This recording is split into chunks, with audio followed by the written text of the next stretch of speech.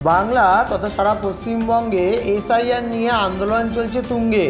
ঠিক এই সময়ে দাঁড়িয়ে পশ্চিমবাংলার মুখ্য সচিবকে ডেকে পাঠালো কেন্দ্রীয় নির্বাচন কমিশন। ঠিক সেই সময়ে দাঁড়িয়ে আজ পশ্চিমবাংলায় একটি মিছিল অনুষ্ঠিত করলেন বঙ্গীয় সংখ্যালঘু বুদ্ধিজীবী মঞ্চের পক্ষ থেকে।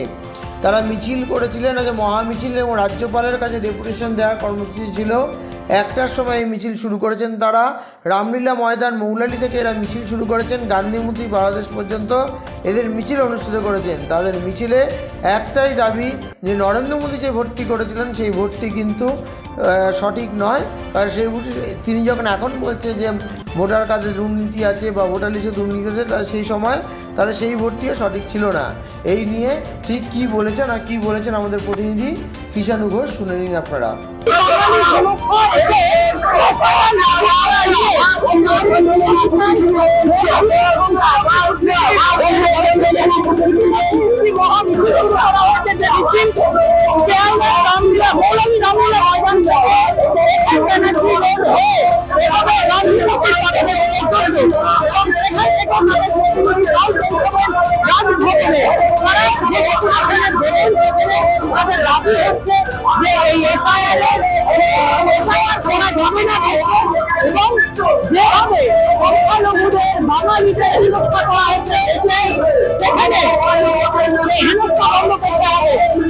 বিজেপি শাসিত রাজ্যে এবং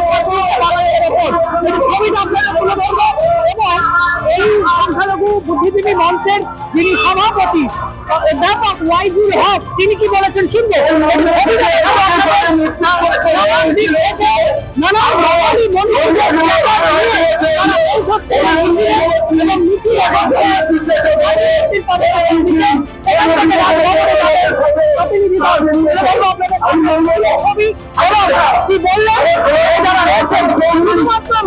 সম্প্রদায় নয়, সম্প্রদায়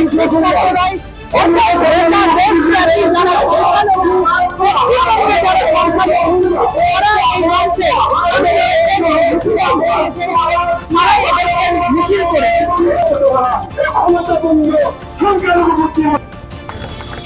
স্বাভাবিকভাবে আমি আপনাদের দৃষ্টি আকর্ষণ করতে চাই। সাংবাদিক বন্ধুদের, যেভাবে ভোট চুরি করে নরেন্দ্র মোদী প্রধানমন্ত্রী হয়েছে, তিনি কিন্তু গণতান্ত্রিক পদ্ধতিতে প্রধানমন্ত্রী হয়নি, সেটা প্রমাণ হয়ে গেছে। নির্বাচন কমিশন জনদাসে পরিণত হয়ে গেছে। নির্বাচন কমিশন যেভাবে কাজ করছে তার বিরুদ্ধে আমরা তীব্র থেকে তীব্রতর প্রতিবাদ জানাবো। আমরা জানাতে চাই কোন মানুষের ভোটাধিকার কেড়ে নেওয়া যাবে না। তাদের ভোটাধিকার কেড়ে নিলে তার বিরুদ্ধে আমরা করতে উঠবো। দেখতে পাচ্ছি বিভিন্ন জায়গায় বাংলা ভাষাভাষীর উপর আক্রমণ, বাংলা ভাষায় বলে দেওয়া হচ্ছে তুমি বাংলাদেশি। শুধু তাই নয়, আমরা দেখতে পাচ্ছি যেমন গণতান্ত্রিক ভারতবর্ষ গণতান্ত্রিক দেশ, এখানে সমস্ত জাতি ধর্ম বর্ণ নির্বিশেষে সমস্ত মানুষ বিভিন্ন জায়গায় বসবাস করতে পারে। এবং আমরা দেখতে পাই, আপনারা দেখবেন, ওরা সাংবাদিক মানুষ লক্ষ্য রাখবেন, বাংলায় এসে আসাম, গুজরাট, মহারাষ্ট্র, রাজস্থান, বিহার বহু মানুষ এখানে এসে ব্যবসা করছে। শুধু তাই নয়, হাবিব মুখ্যমন্ত্রী বিহারের উপমুখ্যমন্ত্রী ছিলেন, তেনার ছেলে হয়েছে কলকাতাতে এসে, ওটা পরিষেবা নেই, তেজস্বী যাদব। তো স্বাভাবিকভাবে আমরা ওয়েলকাম করি সবাইকে, বাঙালিদের মন বড়। কিন্তু আমরা দেখতে পাচ্ছি বাঙালিরা যখন অন্য রাজ্যে ব্যবসা করতে যাচ্ছে তখন তাদের উপর অত্যাচার হচ্ছে, তাদেরকে বাংলাদেশি বলে দেওয়া হচ্ছে, তাদের শ্লীলতাহানি করা হচ্ছে, তাদের অ্যারেস্ট করা হচ্ছে। এর বিরুদ্ধে আমাদের তীব্র প্রতিবাদ জানাচ্ছি আজকে আমরা। এমন প্রতিবাদ জানাবো যে দিল্লি কেঁপে উঠে, হাজার হাজার মানুষ আটকে আসছে সব। আমরা এখান থেকে বিরাট মিছিল, মহা মিছিল নিয়ে জরিনা ক্রসিংয়ে যাবো, ওখানে আমাদের বক্তৃতা হবে, মাননীয় মন্ত্রী মহাশয়রা সব আসবেন, ওনারা বক্তৃতা দেবেন। তারপরে মহা মিছিল নিয়ে আমি রাজ্যপালের কাছে যাবো, ওখানে গিয়ে ওনাকে ডেপুটেশন দেবো। এর মধ্যে আরেকটা ইস্যু আমাদের আছে, এসআইআর। দেখতে পাচ্ছেন যেভাবে ভোটাধিকার কেড়ে নেওয়ার চক্রান্ত চলছে, মাননীয় সুপ্রিম কোর্ট মনিটরিং করছেন। আশা করি 2-1 মধ্যে রায় বেরোবে, বিহার থেকে আশা করছি ক্যান্সেল করবেন।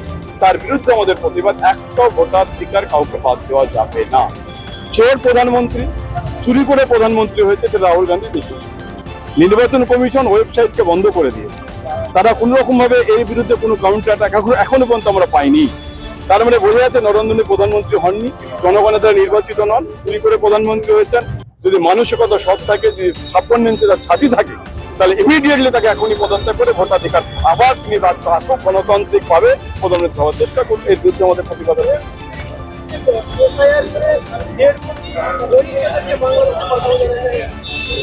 শুভেন্দু অধিকারী নিজে তারা রোহিঙ্গা, তিনি নিজে রোহিঙ্গা, তিনি বাংলাদেশ থেকে সেখানে বসবাস করে, তার কাছ থেকে আমরা কি সম্ভব? যে বাঙালিদের গর্ব, বাঙালিদের আমাদের সকলের প্রাণ থেকে বেরিয়ে আসে জয় বাংলা বললে তিনি ছুটে আসতেন, মারতে আসতেন, জেলে আসতেন। তো যে বলে জয় বাংলা তাকে রোহিঙ্গা। স্বাভাবিকভাবে শুভেন্দু অধিকারী পাগলের দিকে এগিয়ে যাচ্ছেন। আর বেশি দিন নয়, ওদের রাঁচির ক্ষেত্রে পাঠাতে হবে। পাগলার যে সমস্ত সিমটমস থাকা দরকার একটা পাগল মানুষের, সে সমস্ত সিমটমস আমরা দেখতে পাচ্ছি শুভেন্দু অধিকারীর মধ্যে। অতএব সেই দিন বেশি দিন নেই যেদিন ওকে পাগলা কাউকে ভর্তি করতে হবে। অতএব পাগল ছাগলের অতএব উত্তর দেওয়ার মতো মানসিকতা মানছে। ইলেকশন কমিশন একটা নিরপেক্ষ সংস্থা, সেইটার বিরুদ্ধে প্রোটেস্ট করতে বিজেপি কেন এতটা তাদের বিরুদ্ধে তাদের ডাক দেওয়া হচ্ছে? দেখুন, বিজেপি সম্পূর্ণভাবে নির্বাচন কমিশনকে পরিচালনা করে প্রমাণ হয়ে গেছে। বিজেপির একদম এজেন্ট হয়ে নির্বাচন কমিশন কাজ করছে। নির্বাচন কমিশন অটোনমাস বডি, তারা কারুর হয়ে কাজ করে। নির্বাচন আগেও আমরা টিএন সেশনের বেলা দেখেছি, বিভিন্ন কংগ্রেস পেলেও আমরা নির্বাচন কমিশনকে দেখেছি। এই নির্বাচন কমিশন দলদাসে পরিণত হয়েছে। এর বিরুদ্ধে আমাদের নির্বাচন কমিশনের একটা কথা নেই, একটা কথা তো রাহুল গান্ধীর বিরুদ্ধে বলতে পারছে না। এই যে আন্দোলন হচ্ছে, কিভাবে ট্রেনে হিটলে সাংসদকে নিয়ে যাওয়া হচ্ছে, এর বিরুদ্ধে আমাদের প্রতিবাদ। সব মিলিয়ে নির্বাচন কমিশনকে তার সঠিক কাজ করতে হবে। এবং আমি এটা আপনার চ্যানেলের মধ্যে বলতে চাই যে নির্বাচন কমিশন এই দুর্নীতি করে গেছে, তিনি রিটায়ার হয়ে গেল, ক্ষমা তাকে করবা, তাকে জেলখানায় যেতেই আজ না হলো। বিজেপির আইটি সেলের নেতা অমিত মালব্য তিনি কদিন আগেই বলেছেন বাংলা ভাষা বলে কোনো ভাষা নেই, এরকম কথা কি তাকে আপনারা প্রশ্ন করবেন সাংবাদিকরা।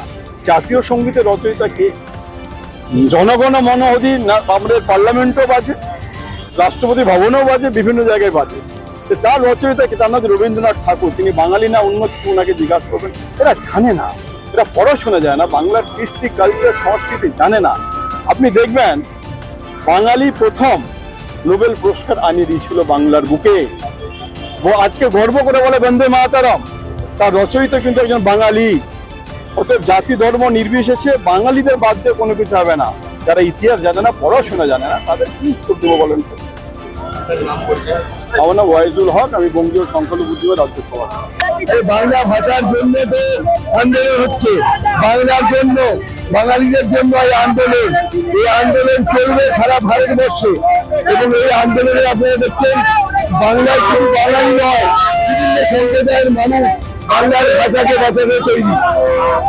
বিভিন্ন সম্প্রদায়ের মানুষ যারা বাংলা ভাষাকে, বাংলার শান্তি বিঘ্নিত করতে চাইছে, সফল হবে। আমরা জানি আমাদের